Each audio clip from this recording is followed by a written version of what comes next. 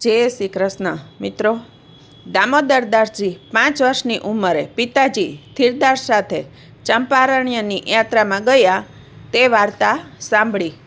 હવે આપણે આ વિડીયોમાં દામોદરદાસજીનું શ્રી વલ્લભ સાથે મિલન થયું તે આખી વાર્તા સમજીશું અને સાંભળીશું। થીરદાસના વૈકુંઠવાસને 1 વર્ષ વીતી ગયું છે। તેમના 3 પુત્રોએ હવે સંપત્તિના ભાગ પાડી અલગ થવાનો વિચાર કર્યો છે। તેમના મામાને બોલાવીને વાત કરી, મામા, અમારા માતા પિતા તો હરિશરણ થઈ ગયા છે।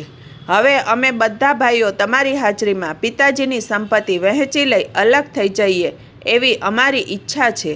દામોદરદાસ નાના છે, તેઓ પોતાની સંપત્તિ સાચવી શકે તેવા નથી। તમે તેમનું ધ્યાન રાખો અને તેમના ભાગમાં આવતી સંપત્તિ સાચવો એવી અમારી વિનંતી છે। ઘણીવાર સંપત્તિ ભાઈઓના ઝઘડાનું કારણ બનતી હોય છે। અમારે ભાઈઓમાં દ્રવ્યને કારણે કલેશ થાય તો સારું નહીં, તેથી સંપત્તિ વહેંચી લઈ અલગ થઈ સારી રીતે રહીએ એવું વિચારીએ છીએ। આપ અમને યોગ્ય સલાહ આપો। ભાઈ, જેવી તમારી ઈચ્છા, મામાએ કહ્યું। તેમની સલાહ પ્રમાણે સંપત્તિના 4 ભાગ કરવામાં આવ્યા। સૌ પોતપોતાનો ભાગ રાજી ખુશીથી સ્વીકારી રહ્યા હતા। દામોદરદાસને બોલાવી બધી વાત કરી, તેમનો ભાગ આપ્યો। કહ્યું, તારી ઈચ્છા હોય તો તું રાખ, નહીં તો મામા તારી સંપત્તિ સાચવશે। દામોદરદાસજીએ કહ્યું, મને આમાં કાંઈ સમજણ ન પડે, તમને યોગ્ય લાગે તેમ કરો। આમ કહી દામોદરદાસ તો પાછા ઝરૂખામાં જઈ બેસી ગયા છે।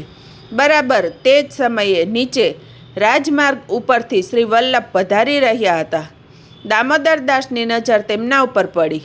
એ નજરે શ્રી વલ્લભને તરત જ ઓળખી લીધા।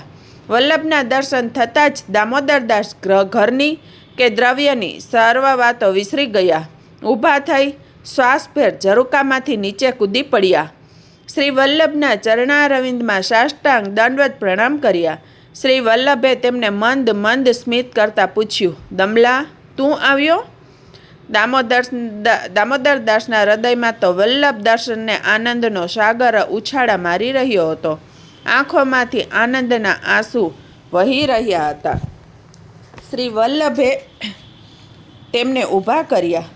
તેમના મસ્તકે પોતાનો વરદ શ્રી હસ્ત મૂક્યો। પૂછ્યું, દમલા, હવે તો તું પ્રસન્ન છે ને?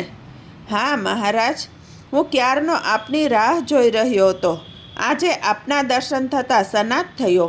દામોદરદાસે 2 હાથ જોડી કહ્યું, 15 વર્ષ જેમની પ્રતીક્ષા કરતા વિતાવ્યા હતા, એ અવલૌકિક સ્વરૂપના દર્શન થતાં હવે તેમનું રોમ રોમ પ્રસન્નતા અનુભવી રહ્યું હતું। કૃપાનાથ, હવે સદાય મને આપના ચરણોમાં રાખો। આપના સિવાય મારું બીજું કોઈ છે જ નહીં। દામોદરદાસે વિનંતી કરી, દમલા, તારા ભાઈઓની રજા તો લઈ આવ। મારે કોઈની રજા લેવાની જરૂર નથી। કેવળ આપ જ મારા છો અને હું આપનો છું। ભલે તો ચાલ અમારી સાથે। શ્રી મહાપ્રભુજીએ પ્રસન્નતાથી આજ્ઞા આપી। શ્રી મહાપ્રભુજી આગળ પધાર્યા। તેમની સાથે બીજા વૈષ્ણવો પણ હતા। દામોદરદાસે બધાની સાથે શ્રી મહાપ્રભુજીની પાછળ પાછળ ચાલવા લાગ્યા। પોતાના ભાઈઓ, ઘર, સંપત્તિ કસાયનો વિચાર કરવા એક ક્ષણ પણ રોકાયા નહીં। દ્રવ્યનો ભાગ વહેંચી રહ્યા પછી ભાઈઓ દામોદરદાસને કહેવા માટે ઝરૂખા પાસે આવ્યા। દામોદરદાસ ક્યાંય દેખાયા નહીં। ઘરમાં પણ તપાસ કરી। બધાને પૂછતા કોઈકે કહ્યું, થોડીવાર પહેલાં અહીં રસ્તા ઉપરથી 11 વર્ષનો એક અતિ તેજસ્વી છોકરો જતો હતો। તેણે સફેદ ધોતી પહેરી હતી અને સફેદ ઉપરણો ઓઢ્યો હતો। સાથે બીજા 2-4 માણસો પણ હતા। દામોદરદાસ તેમને જોતા જ ઝરૂખામાંથી કૂદીને રસ્તા ઉપર આવ્યા હતા અને તેમની પાછળ પાછળ ચાલી નીકળ્યા છે। દામોદરદાસના 3 ભાઈઓને આ સાંભળી ચિંતા થઈ। દામોદરદાસ જે રસ્તે ગયા હતા તે બાજુ તેઓ બધા તેમને શોધવા નીકળ્યા। ગામ બહાર એક જળાશય પાસે આવ્યા। ત્યાં સુંદર વૃક્ષોની છાયામાં શ્રી વલ્લભ વિરાજતા હતા। તેમની સાથે દામોદરદાસ બેઠા હતા।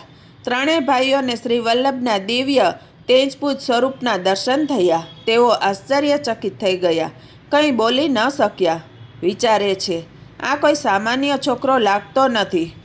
આપણે એમને કંઈક કહેવા જઈશું તો એ અગ્નિ આપણને બાળીને ભસ્મ કરી દેશે એવું લાગે છે. આમ વિચારી ચૂપ રહ્યા. દામોદરદાસની નજર ભાઈઓ ઉપર પડી. તેમને થયું, આ લોકો મને બોલાવવા આવ્યા લાગે છે. તેથી ઉઠીને ભાઈઓ પાસે આવ્યા. કહે છે, હું તો અહીં વલ્લભના ચરણોમાં રહીશ. મારે ઘર કે સંપત્તિ કાંઈ ન જોઈએ. આપ સૌ ઘેર પાછા જાઓ. ત્રણેય ભાઈઓને દામોદરદાસનું સ્વરૂપ દિવ્ય તેજોમય દેખાયું. આથી ગભરાઈને તેઓ પાછા ફરી ગયા. દામોદરદાસ શ્રી વલ્લભના ચરણોમાં રહી ગયા. એમને સાથે લઈ શ્રી વલ્લભ દક્ષિણમાં આવેલા વિજયનગર તરફ વધાર્યા. અહીં પ્રશ્ન થાય છે કે શ્રી મહાપ્રભુજીએ દામોદરદાસને દમલા કહીને કેમ બોલાવ્યો? શ્રી હરિરાયજી મહાપ્રભુ આ બાબતનું રહસ્ય જણાવતા આજ્ઞા કરે છે કે મલ એટલે ગંદકી અને અમલ એટલે શુદ્ધતા. સામાન્ય વૈષ્ણવમાં પણ મલ હોતો નથી, તો દામોદરદાસમાં તો કોઈ પણ પ્રકારનો મલ હોય તેવો વિચાર પણ થઈ શકે નહીં. અહીં હૃદયની શુદ્ધતાની વાત છે. કયા વૈષ્ણવનું હૃદય શુદ્ધ છે એમ કહી શકાય? તો કહે છે કે ભક્તિના આ માર્ગ ઉપર ચાલતા જેમને શ્રી ઠાકોરજીમાં પ્રીતિ છે તેનું હૃદય શુદ્ધ છે, અમલ છે એમ કહી શકાય. પરંતુ દામોદરદાસને તો શ્રી ઠાકોરજી કરતાં એ શ્રી મહાપ્રભુજીમાં વધારે પ્રીતિ છે, માટે તેઓ અમલા છે. શ્રી મહાપ્રભુજી તેમને પ્રેમથી દમલા કહી બોલાવે છે.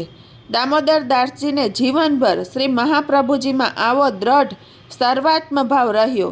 તેથી તેમણે શ્રી ઠાકોરજીની સેવા પધરાવી નથી, માનસી સેવામાં જ સદાય તલ્લીન રહ્યા છે. મિત્રો, વિડીયો સારો લાગે તો શેર, સબસ્ક્રાઈબ અને કોમેન્ટમાં જય શ્રી કૃષ્ણ લખવાનું ભૂલતા નહીં.